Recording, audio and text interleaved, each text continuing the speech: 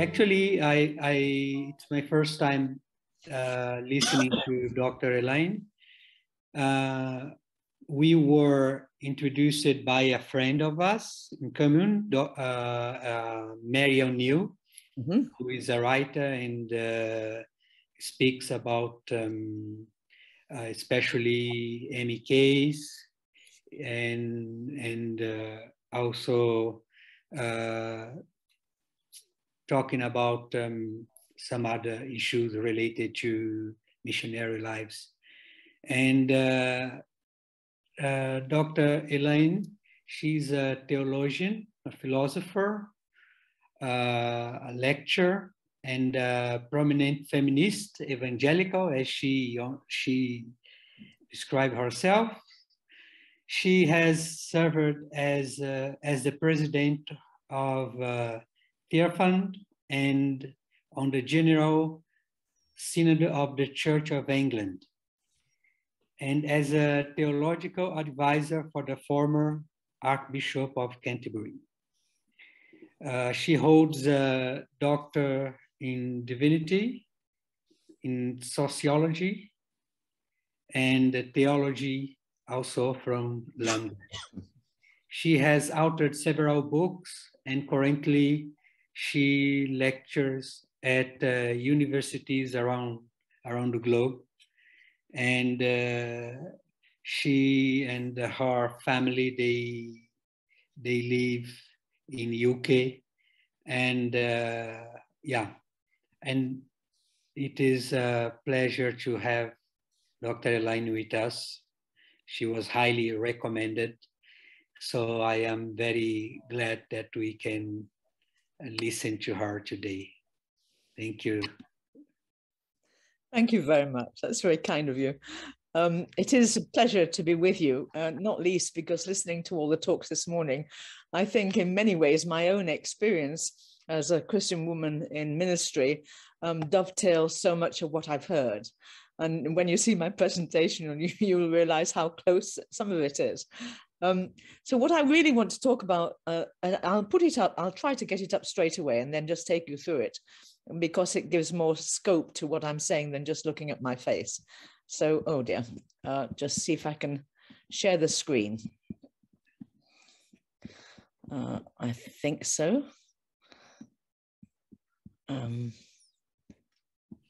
Whiteboard.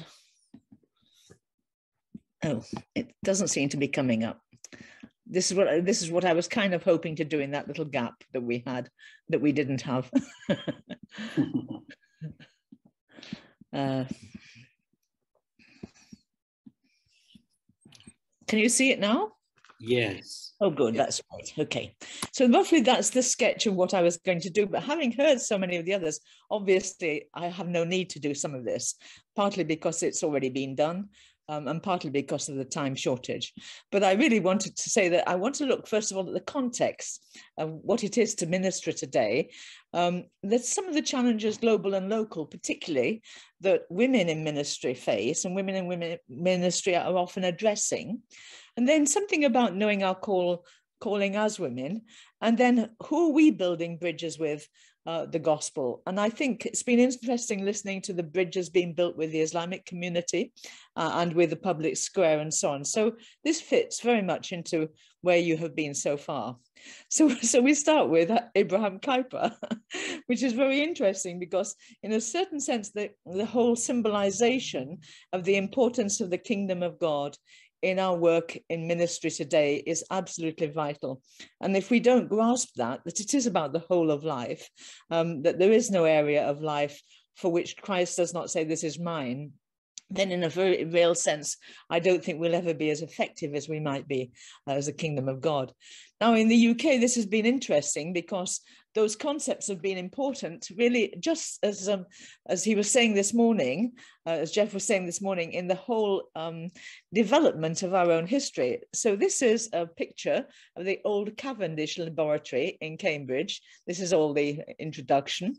And when it was built, a man called Clerk Maxwell, who was a very, very well-known scientist, an outstanding scientist, but also a faithful Christian, had inscripted over the archway of the Cavendish building, the psalm, "The works of the Lord are great for all of those who have pleasure and call upon them therein," and so on. Now that's very interesting, because his whole maxim was the whole of our culture, everything that we're doing, whether it's scientific or whether it's cultural, it's unlocking God's creation for the rest of us. Now, what I'm pointing this out for is because where are we now? This is the present Cavendish laboratory that was built in the 1970s. And look, the same inscription is at the top. Why? Because most of the people who were actually serving in the laboratories didn't even believe in God, let alone that the works of the Lord were great and we had pleasure in them. But there was one Christian, a very firm Christian postdoctoral student, who said, wouldn't it be a great idea to keep the continuity with the 17th century, to keep the continuity in our vision? He was expecting people to say, push off, don't be silly, this is not where we are. And they said, oh, what a good idea. So the influence of one Christian, even in a culture that is not Christian any longer, is vitally important. So I think that's really what I wanted to say as a pointer to begin with. We are now ministering in a very post-Christendom culture.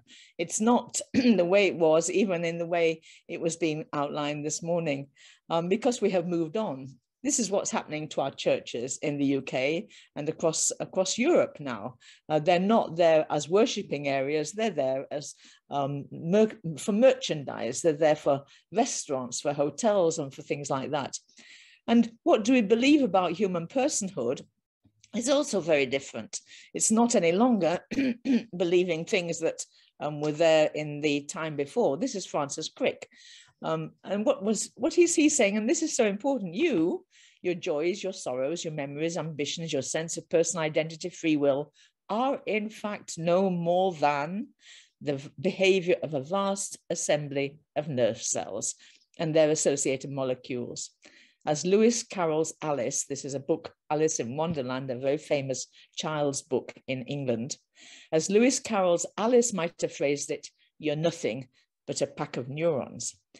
And I think that's really important today in ministry, and especially actually for women, because we're talking to people who do not know who they are, because the whole sense of personal identity, that rootedness of who we are, our understanding is disappearing very rapidly, partly because of statements like this, partly because a lot of people are arguing there is no self, that we are just our brains, we are just the functioning of our neural networks and so on. And so the whole idea of talking about the self is completely misleading. So how can we reach selves with the gospel when there are no selves to reach? There's a whole other area as well as personal identity, and that, of course, is what constitutes truth. It's very interesting that in 2016, the Oxford English Dictionary, every year it has a big word as their word of the year. And in 2016, it was post-truth. Why? Because we're now in a post-truth era. We've always had people who tell lies, but we've never had the lies embraced in the way that we have done really since 2016. So I think all of these things are very, very significant in terms of what our ministry and where we are today. These are some of the things that we think about when we're trying to understand who we are. I am what I do. I am what I have. I am what other people think of me. I am my sexuality, my biology. I am my past. I am what I make of myself. I am the image I choose. I am of no real significance. So when we're reaching out to people who have been brought up in this culture, where identity is one of these things, or they've vested their identity in something in the creation, or something what they do, or what other people think of them, it's a very different form of ministry to what we read in the Gospels, where people are needing to hear the word of truth and salvation from our Lord. I think also there's a great cynicism among many women about the past and also about relationships. Most of the breakdowns in marriage in the UK now are being engendered by women. Most of the divorce petitions are being brought by women. And there's a sense of disillusion amongst amongst the population as a whole, but I think particularly amongst women, about gender and about relationships. And sometimes, of course, the disillusion is just a funny one. I love this. I love this thing. This is a joke about women waiting for the perfect man. I mean, you're going to be waiting for a very, very long time. And of course, you could do the same with men waiting for the perfect woman. So the cynicism, in a certain sense, is quite deep-rooted, and it's understandable. But at the same time, it's something we've got to take into consideration when we are talking about marriage, when we are talking about relationships in a Christian way, and when we are reaching out in friendship and patterns with other people.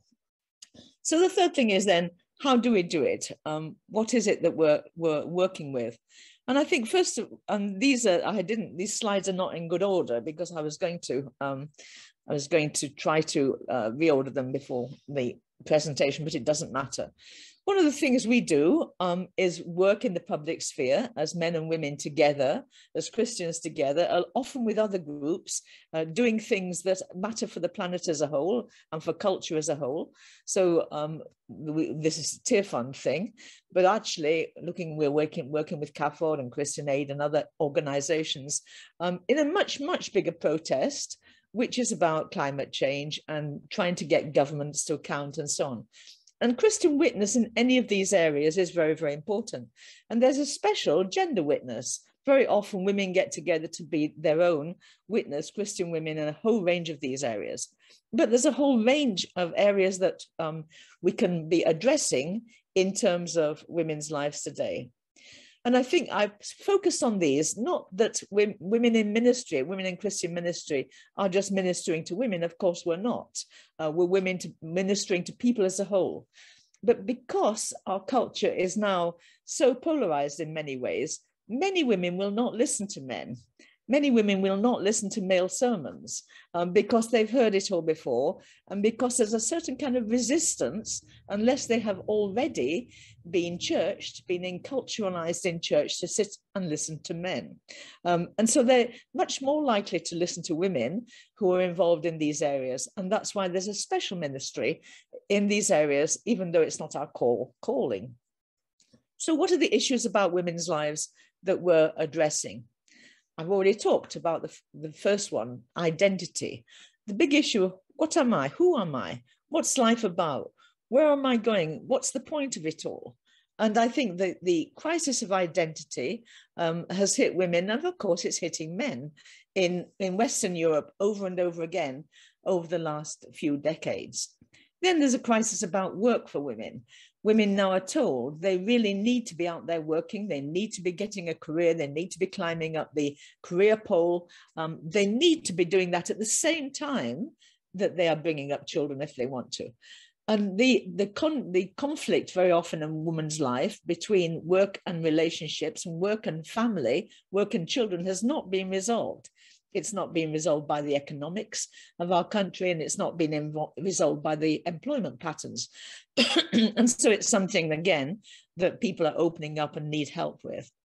The whole area of relationships, the whole area that the sexual relationships are only for marriage has really disappeared from our culture as a whole. Even friendship is now sexualized. So you have friendship with benefits, which means you're friends and you have sex together. And it's women often who are initiating this. It's not just the guys.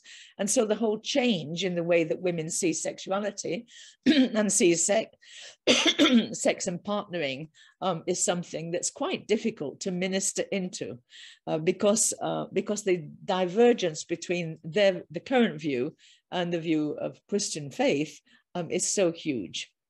Then there are whole issues about what's happening in the identity of gender. And I think this was raised again earlier today, but transgender has become an enormous issue in the UK. In fact, it's become such a political issue that you may not actually say something negative about a transgendered person for fear of being brought to the courts. You can have an injunction against you, you can be brought before a judge, you can actually be put in prison if you say something that a transgender person finds offensive. And this is extraordinary move because we don't have this in any other area. We can say what we like about Christian persons and we don't do anything about it. And there's many areas that people are defamed. I mean, I'm not in favor of that in any case.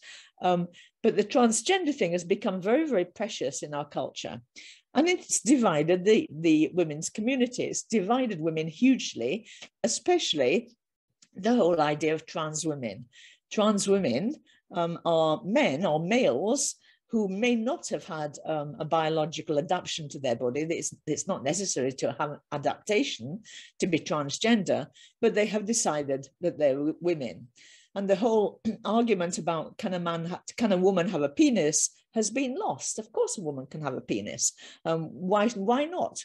Who is to say that this person who chooses to be a woman, who self-identifies a woman, is not a woman? And if you say that she is not a woman, then we can bring you to court, and actually you'll have to defend yourself. And people have lost their jobs. People have actually been eliminated from platforms. There's a whole something called no platforming anybody who takes a negative view on transgender, and it's a way of crippling freedom of speech.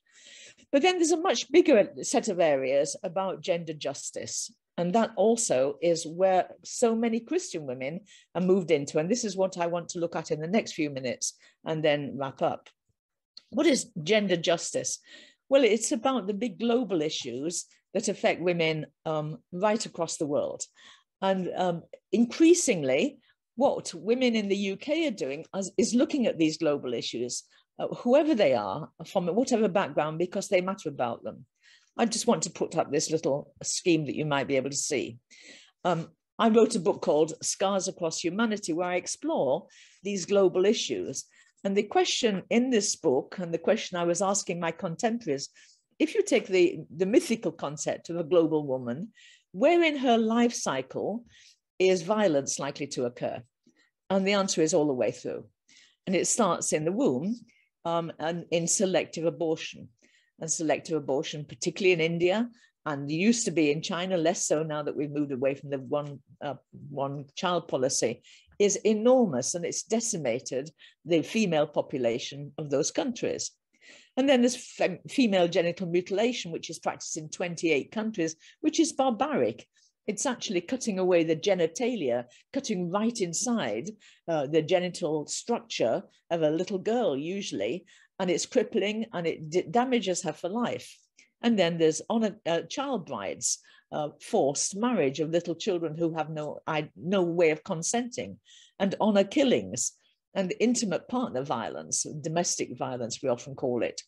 Trafficking and prostitution comes in these areas, and of course, rape and sexual violence in war. What we will hear about soon, although we often don't hear about it a lot, is all the violence that goes on, the sexual violence that goes on whenever you have a war, whenever things are happening, where men and women are caught up in conflict, you will get rape. And this is a huge issue. So within our own society here, but I think across Europe, you're finding more and more women are latching onto one or more of these causes and putting an awful lot of energy into it. I just want to give a few pictures so that you get the flavor. This is just a picture of the issue of child marriage, early enforced marriage. And very often, of course, a little girl will become pregnant because that's what happens in marriage. She might only be 12. She's quite likely to die in childbirth, and her baby will be of a problem too for her. And then in other areas, women do a tremendous amount of work, often carrying huge labors of transport and moving things around. They're the ones in this interesting picture doing a lot of the hard work of putting the grain together in boxes, and then they will also be looking after children full time and carrying them on their backs and so on. Wherever we go, we get the kind of anger at domestic violence. And very often, so many people across the world are actually struggling. And I could give you the figures, but it would take too long to take you through all of these issues. What we have then, and I want to pause for a minute, is in every one of these areas now, we have Christian women ministering, preaching the gospel, working alongside those who are struggling in these areas. We have women working in domestic violence in the UK. There's an organization called Restored, which is men and women working together to help those people who are trapped and don't know where to go with their struggles of gender justice in the home.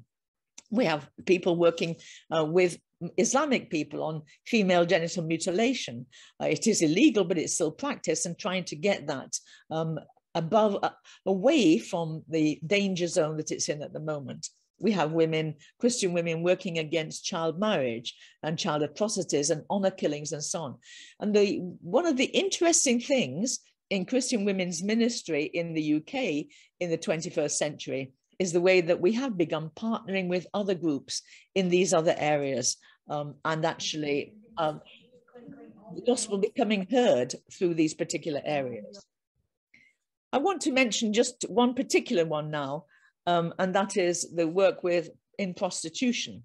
For a long time, women in prostitution have been regarded by the church as immoral. And they're prostitutes, they're selling sex, and therefore somehow or another they face reprimands, and they're seen as beyond the fringes of society.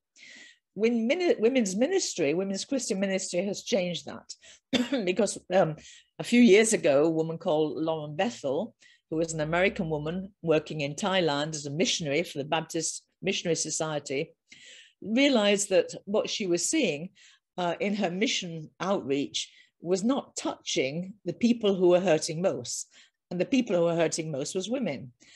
Were women, and they were prostitutes. Women who I'm sorry, is something going on? Can you hear me? Yes, we can hear you. Maybe someone left the mic on. Okay, sorry. So she really felt that a ministry needed to start specifically outreaching to to young women who have been caught up in prostitution. Now, only women can do this job. Men cannot, of their own, initiate a ministry to prostitutes for obvious reasons. So Lauren began this ministry, and now it's global, it's worldwide. We have branches in almost every country, and it's an amazing piece of work.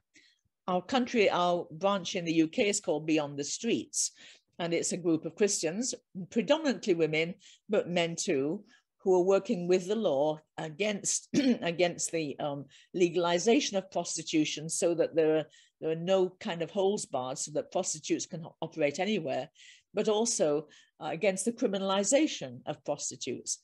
Because very often what's happened is that women who are soliciting have been taken into prison, they've got long convictions, and they find it impossible ever to get a job or work with children and so on, because they can never expunge their criminal record. And we work with legal groups that are trying to get the law changed on this. So what we're keen to do is bring laws in the UK that reflect the Nordic model, where you don't criminalize a woman for selling sex, you criminalize the man for buying sex, and you criminalize the brothel owner for keeping women whose sex you're selling. Somebody else is buying. So the important thing about this is this Christian ministry is it's just reflecting so many other areas of ministry for Christian women together today. We have posters like this. We don't think women should be ordered like a pizza. You just leave that in a few places. And of course, it's usually put in the places where prostitutes are actually putting up their numbers so that people can order them to come and have sex with them at night. It's interesting how this movement has grown in the UK. There are now conferences every year. This was a conference a few years ago. Look at the age range of these women these Christians who were involved in this particular conference. We had to put a kind of limit on the number of people who come from each group. When we first started this Beyond the Streets, we had about 6 people trying to get interest in what they were doing with women in prostitution. At this particular conference, there were 350 women, from different groups all over the country, all Christians, very keen to share the love of Jesus Christ with prostitutes. And they operated up and down the country. They now have safe houses, they have friendship groups and so on.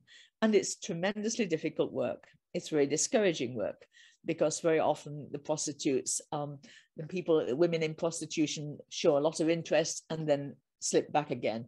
But when you look at who is out there at the moment and people working in the beyond the streets, many of them are themselves former prostitutes who have found Christ through this friendship model. I want to just bring some of this to a close and just move on to ask where we are in this. I think the issues of where we go with Christian ministry, women's Christian ministry, is huge. Our opportunities are enormous. This is in Goma, in the Democratic Republic of the Congo. And it's very interesting looking at what they are doing as Mothers Union. These are mothers who patrol the streets, looking after girls so that they will not be raped by soldiers. And again, that sense of solidarity with the global picture of where women are ministering to other women and protecting women and preaching the gospel all at the same time is very, very important. We've moved a long way in women in Christian ministry. We don't have the problems that we had a few decades ago, which were like this, where the leaders were ipso facto going to be male, and it would be very unusual for a woman to have any kind of status or calling in Christian ministry, which had any particular effect. A few women slipped the net, some people got through, but not a lot. Now that has all changed. I know in some denominations, women are still struggling to have a hearing and are still being called by God, which isn't being recognized by the church. But by and large, there are far more women in Christian ministry today than there ever has been, given the history of the church, really. But what they're doing is ministering in a very, very different context, a context which I've already described is fraught with problems, fraught with struggles that other women are having, and it's very difficult and I think very demanding work. Just a few more slides then. Who are the unreached women's groups for the gospel? Well, this is my list of people in the UK. Your list might be different, but this is the radical feminists are very unreached. They don't trust us. They don't like us. Partly because most of them will be radical feminists because they don't like men as a whole anyway, but they particularly think women who have attached themselves to the Christian faith are just wet. You know, we're stupid, we're useless. Why have we done this when the center of our faith is a male figure? And there's a lot of debate that goes on. And working with radical feminists, which I do, is very demanding in the same way that our friend earlier talked about working with Islamic people. It's demanding, but even more so because the feminists are suspicious of us. They're suspicious of me straight away because they assume that I have certain views on things, which I probably do, which will be opposite to their views, and how are we possibly going to work together? But when we do work together, we find we have a lot in common. And it's very interesting, of course, that the radical feminists are probably the only people in secular society who are anti-transgender. They're the only people who say biology actually matters. You cannot have a woman with a penis. You cannot, and they refuse to talk about women as being womb people. That's one of the phrases we have to use of women so that we can make sure that if we're wanting to identify a woman who is not transgender. So radical feminists are very interesting. They also work with women, Christian women, on the whole area of prostitution, because they're not interested in prostitutes' rights. They're not trying to fight systems so that there's a greater freedom for prostitution. They know that prostitution is exploitation and damage and brokenness to vulnerable women, and they want them out. And so that's another area that we can work together very constructively. And they're very against surrogacy, the renting out of women's bodies so that usually gay men can have babies. And they're a very interesting group. And having worked with them now for 10 years, sometimes amicably, sometimes with some depression and struggle. So, for example, I was asked to speak at a big feminist conference, a huge feminist conference, by somebody who knew me. And then about a month before this conference, one of the trustees of this great radical feminist organization phoned me and said, "We don't want you. You're a Christian. We just don't want you, Elaine. Please don't come. You won't believe in reproductive rights. You won't believe in lesbian marriage. We don't want you." So I said, "Fine, I understand all of that. Oh, and the church is bigoted." I said, "But don't put words into my mouth. Let's have a dialogue about this sometime. But fine, but I'm a praying person. I'll pray for your conference, but that's fine. Don't worry about it." So then about a week later, I get another phone call saying, "Actually, we do want you." And in the end, I went to the conference, and it was actually a very good encounter and a very good time. And they gave me complete freedom to speak about Christ and my Christian faith. But radical feminists are an unreached group. Lone mothers are an unreached group. We just need far more kind of openness, and sometimes the charismatic, the independent churches are working a lot in the area of lone mothers, people giving their days up and their times up to have places where lone mothers can come or drop their children if they need to work, and a whole range of other things. Survivors of domestic violence, it's always difficult to reach because they've spent most of their lives keeping up appearances. They've spent most of their lives denying that this is what's happening to them. And then when it cracks open, they feel stigmatized by that. And they feel that they're not wanted in churches, they're outside the pale and so on. And again, the work that Christian women are doing with those in those areas are very important. Women struggling with the past, whatever the past is, there's still a feeling in circles in the UK that if you've got a past of any kind, you can't come to church. If you've got a past, you can't meet God. God still is seen as, for those nice people out there who have got unproblematic children and good marriages and so on, but I don't fit in. And I think there's a special ministry, a counseling ministry, but also a friendship ministry for people who are struggling from the past to say, God is always a God of second chances. God is a God of redemption and renewal and forgiveness and love, who will draw you into the future and give you hope. And there's a huge ministry there. We've seen tremendous outreach and people coming forward. Young professional women are hard too, because young professional women, I think, are in a difficult position in our culture. They're the ones who have no bars with regard to sexuality and sexual involvement, even from an early age. And so when they come up against a Christian who feels that actually this isn't appropriate, but not even helpful for them, they will shun and run away very fast. I think professional women also are trying so hard to get on the ladder, to hold their own in a very professional context. And they can really only be helped by other professional women in that area, Christian women who are working in the similar area and able to change their stereotypes of what Christianity is about. And the final group is the late middle-aged cynics. And I meet these almost every day of my life now. Women who've seen it all, been everywhere, got the t-shirt, know what it's about, and frankly, not for them. No thanks. And the kind of cynicism, I think, is very, very intense in this whole area. And something that we need to recognize that is important. We need to listen. We need to be slagged off by them before we can actually earn the right to speak back. And some of them are cynical for all kinds of reasons. Some of them are cynical because the church has not spoken out in the past on issues that really matter. That the church has been too bothered about talking to itself, too bothered about the minutiae and the peripheral things as far as they're concerned, and never seen the big picture of the cultural engagement in our culture and our society. I'm showing you a picture of women just because I want to make one point. These are all women who were murdered by their partners or former partners in January and February last year. How do we know that? We know that because of a woman who, actually, I won't mention her name but she's well known in the UK. But she collects their obituaries. She writes their obituaries. She listens to everything. She's got a website called Counting Dead Women. And she puts their stories up. She puts them up, and she wants protection for women in our culture. She wants everybody to realize we can't live with this atrocity. Why? Well, because women matter, because human beings matter, because identity matters, because persons are persons. And she's not a Christian. And she longs to hear Christians actually echoing the same things that she's concerned about. I've got to know this woman. I pray for her. I know her heart. And I know in a very real sense that when she meets the authentic Christian message from Jesus Christ, it will be different for her. So I'm praying for her and many others like that. So that's really all I wanted to say in this thing. How can we, I've lost the last two.